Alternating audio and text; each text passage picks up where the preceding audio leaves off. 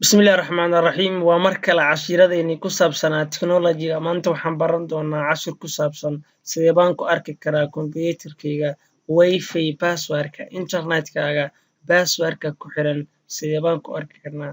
adoo isticmaalayo kombiyuutarka adoo aad leedahay ama laptopkaaga ila soco marka ugu horeyso waxaan tegi doonaa kombiyuutarkaaga internetkiisa meeshaas hoose oo iskabaarka ah markaad tagtid waxaad dhihi doontaa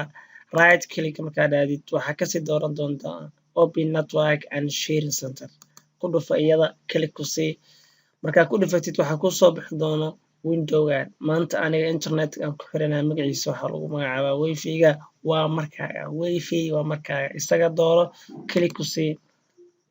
waxaad kasii dooran doontaa wireless properties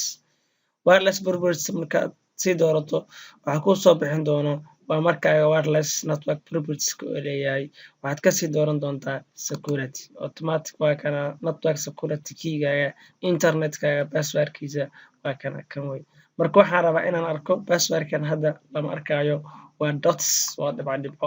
marka waxaan rabaa inaan si la fahmi karo aan u bedelo waxaan ku dhufan doonaa meeshaan ayaan check waxaan saari doonaa show characters xarfaha tusi waa macnaha waxaan saari doonaa check